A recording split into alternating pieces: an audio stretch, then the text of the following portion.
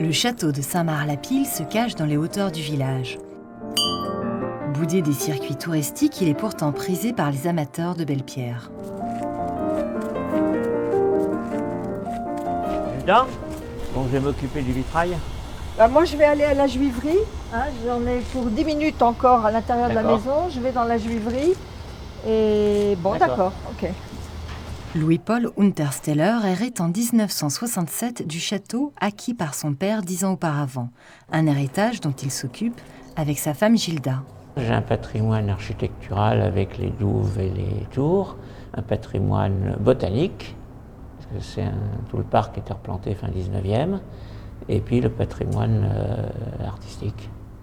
Vitraux, peintures, fresques, le legs de Nicolas Untersteller, artiste et ancien directeur des Beaux-Arts de Paris, s'est au fil du temps intégré à l'univers si particulier du château de Saint-Mars.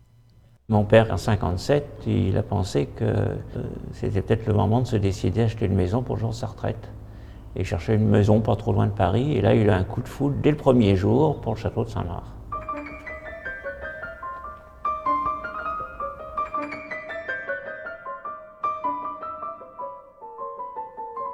Bon, Louis-Paul, on est vendredi. Il faut les ramasser parce peur que les gens marchent dessus demain. Les visiteurs marchent dessus, ils n'aiment pas ça. Ah, là j'en ai 4 des fraises des bois.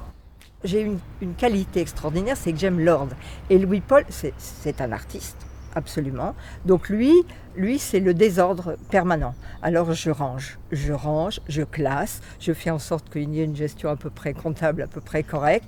Et puis je vous dis, le vendredi, on ratisse, quoi. C'est la loi, c'est notre loi de faire en sorte que le jardin soit accessible. Ah, les écureuils. Il n'y a pas de noyer ici, mais il y a des noix. Louis-Paul, il est passé midi, tu fais un morceau ici, d'accord? Faut que je me grouille.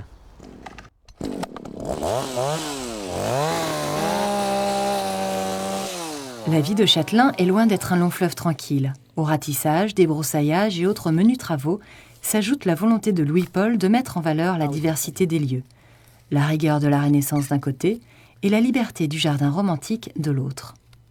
Ce que j'essaye, c'est que quand je taille, cette partie qui est libre, ça se voit pas trop. Je me dis, c'est comme un acteur. Quand il joue bien, c'est qu'on ne remarque pas qu'il est un acteur. C'est qu'on ne voit pas ce qu'il a fait.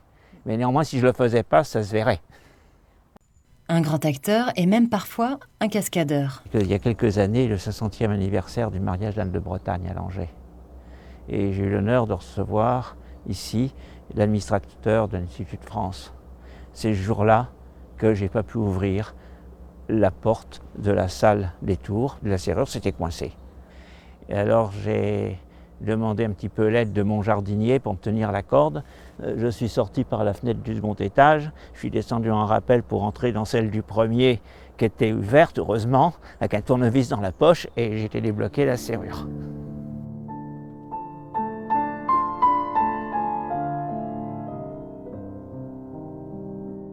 Le charme étrange des lieux est peut-être lié à son histoire singulière, et plus particulièrement à celle du marquis de Saint-Mars. Jeune intrigant de la cour, Saint-Mars fut le favori du roi Louis XIII, avant d'être accusé de crime de haute trahison par le cardinal de Richelieu. Il fut décapité et le château arasé.